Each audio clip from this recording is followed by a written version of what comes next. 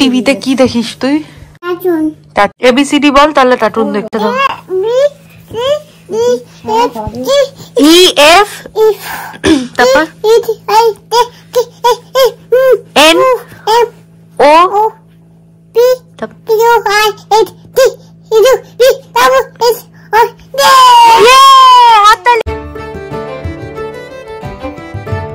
ও G good morning, another day, another blog.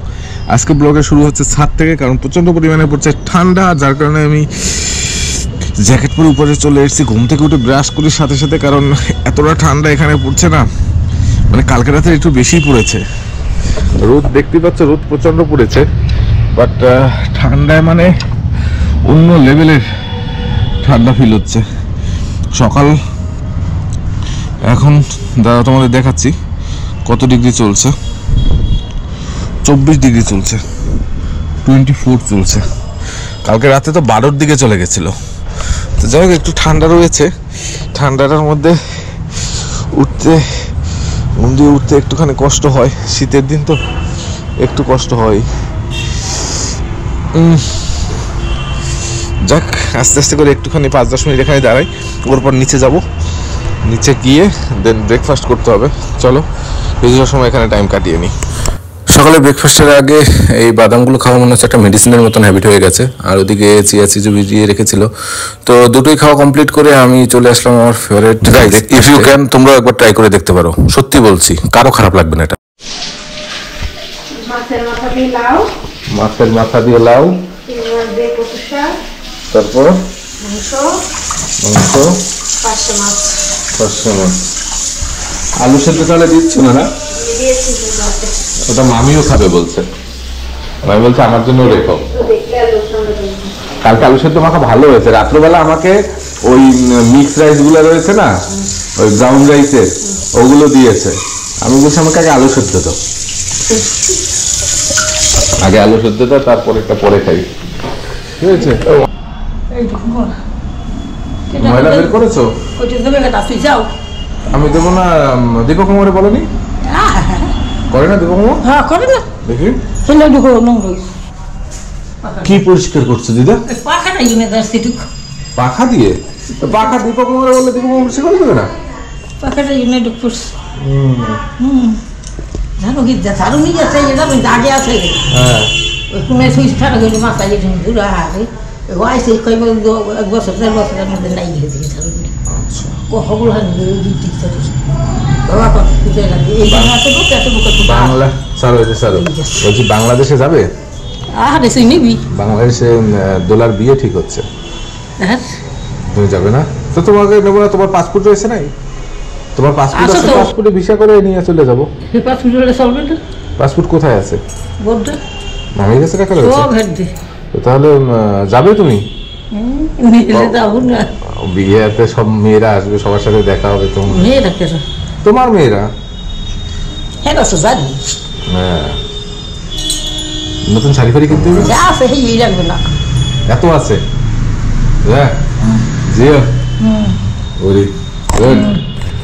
মানুষ বয়স হয়ে গেলে রেস্ট নেই।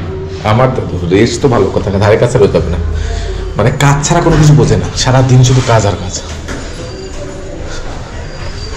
বাড়িতে পাতা তুলছে, দেখো। কি করছো তুমি? তুমি ঝাড়ু কেন দিচ্ছ? দীপক মামা দিচ্ছে তো, সকালবেলা দিয়েছে, আবার দেবে। তুমি কেন ঝাড়ু দিচ্ছ? দীপক মামা করে দেবে। তুমি ঝাড়ু রাখো, ঝাড়ু রাখো, ঝাড়ু রাখো, ঝাড়ু রেখে বসো, এখানে বসো। বসো বসো, বসতে হবে না, বসো বসো। ও দীপক মামারে বলে দিচ্ছি, দীপক মামা করবে। আসো বসো। হ্যাঁ, ঝাড়ু দীপক মামা করে দেবে।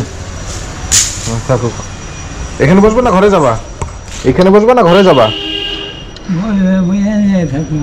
আর তাহলে ঘরে চলো, আসো, ঠান্ডার মধ্যে ঘরে চলো। কাজ ছাড়া 1 মিনিটও কিছু বুঝে না।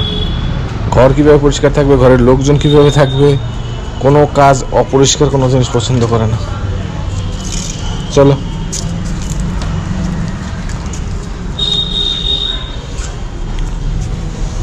এই রোদটা বসবা, রোদে বসবা? হ্যাঁ আসো, আমি চেয়ার নিয়ে আসছি, চলো চেয়ার নিয়ে আসছি, চেয়ার দিচ্ছি, আসো। হ্যাঁ ও দীপকুমারে বলে দিচ্ছি, দীপকুমার করে দেবে, আসো না। তুমি দাঁড়াও, আমি চেয়ারটা নিয়ে আসছি, দাঁড়াও আরেকটু, এখানে রোদ আসছে না, আরেকটু ওদিকে আগাইতে হবে, জানো ওখানে পড়ে যাবা। দেখি তুমি সরো, এদিকে আগাও। এই যে এবার যাও, এবার ঘুরে বসো গিয়ে, আমি ধরেছি। হ্যাঁ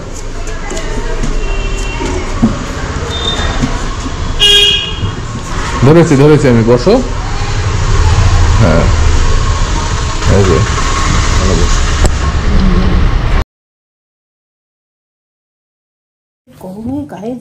টিভিতে কি দেখিস তুই? টিভিতে কি দেখিস? কি দেখিস? কার্টুন। কার্টুন দেখবি? কার্টুনে ওখানে কি আছে? মাপবে? কাকে মাপবে? হাতিটাকে? কোন কার্টুনটা দেখবি? হনুমান আছে। ও তুই কি গান শুনিস? কি গান?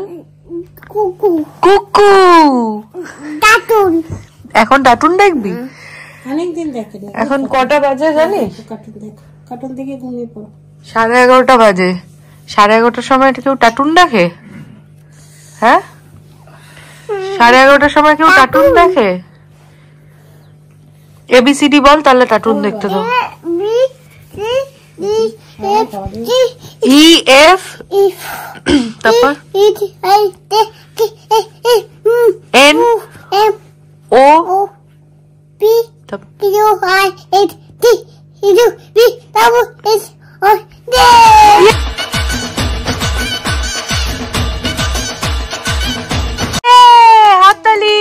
হাততালি দাও, হাততালি দাও। 1 2 3 4 5 6 7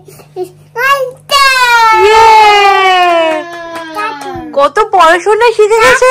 আচ্ছা হ্যাঁ, এর বদলে তো কার্টুন দিতেই হবে। কার্টুন দিচ্ছি আমি, দাঁড়া। কার্টুন জি।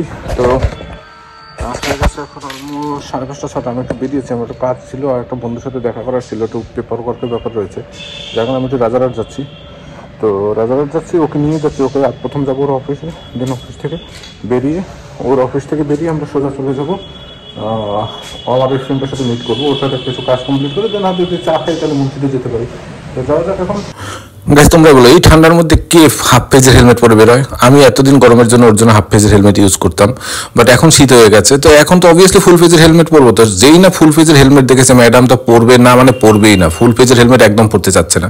আর আমি ওই রকম দুটি হেলমেটই নিয়ে গেছি, অন্য কোনো অপশন নেই। দেখো না হেলমেট পরে আমার দিকে কিভাবে লুক দিয়ে তাকিয়ে রয়েছে, মানে দেখেই বোঝা যাচ্ছে যে পছন্দ হচ্ছে না, বাট কিছু করার নেই। আমি যেভাবে বুঝিয়ে সুজিয়ে কোনোভাবে রাজি করে এটাকে পরলাম সেফটির কারণে।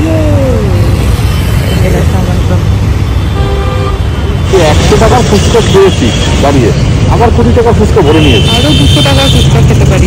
হ্যাঁ আরো 200 টাকার ফুচকা খেতে পারি।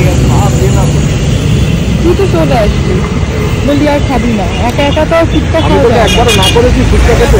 এইখানে ফুচকা আমি 500 টাকারও খেতে পারি একদিন। তোকে শীতের কালে চা আর সিঙ্গারা, আর উনি নিয়ে আসছেন আমার ফেভারিট ফিশ ফ্রাই। তো ফিশ ফ্রাই, ধন্যবাদ ধন্যবাদ। বুককার দেবী অফিস থেকে চলে এসছে, অফিস শেষ করে ফুচকা খেয়েছে 120 টাকার। ওর পর এসে 120 টাকা আমি একা খেয়েছি ওই তো। তারপরে এখন ফিশ ফ্রাই, চা, মানে গ্যাস হওয়ার জন্য যা যা দরকার ও সব রেসপন্সিবিলিটি নিয়ে খাচ্ছে। ফিশ ফ্রাইটা আমি এখানে মানে কন্ট্রোল করতে পারি না। একটা কথা বল, ঠান্ডা লাগে না? একটা কথা বলো, তোমার কি ঠান্ডা লাগে? তাহলে হাত কাটা জ্যাকেট পরে গেছে, সোয়েটার আছে, মুড়ি করা আছে, তারপরে তারপরে তুমি কুকুরে আছো, আমরা তো নর্মাল লাগছে। ঠান্ডা লাগে। এনিওয়ে গাইস, এদের ঝগড়া এভাবে লেগেই থাকবে, খুনসুটি চলতে থাকবে, বন্ধুদের মধ্যে এগুলো চলতে থাকে। আর তোমরা বেশি বেশি করে দেখতে থাকো আমার চ্যানেল, আর আমার চ্যানেলের বেশি বেশি করে ভিডিওগুলো লাইক কমেন্ট শেয়ার করো, সাবস্ক্রাইব করো, অ্যান্ড শেয়ার বেশি বেশি করে সাবস্ক্রাইব বাটনে তোমরা ক্লিক করো। তো চলো আজকের ভিডিও তাহলে এখানেই শেষ করছি। দেখা হচ্ছে পরবর্তীতে কোনো ব্লগে, যে ব্লগে তোমাদের সাথে আবার কোনো নতুন কোনো কিছু নিয়ে আসার চেষ্টা করছি। তো গাইস, তোমরা সাপোর্ট করবে, কারণ তোমাদের সাপোর্টের জন্যই আমি ওয়েট করে থাকি। তোমাদের এক একটা সাপোর্ট আমাকে মোটিভেট করে সামনে এগিয়ে নিয়ে যাওয়ার জন্য। তো প্লিজ গাইস, তোমরা সাপোর্ট করো, লাইক করো, কমেন্ট করো, শেয়ার করো, ফেসবুকে বেশি বেশি করে শেয়ার করো। সবাই ভালো থাকবে, সাবধানে থাকবে, নিজের খেয়াল রাখবে, আর দেখা হচ্ছে নেক্সট ভিডিওতে। টাটা।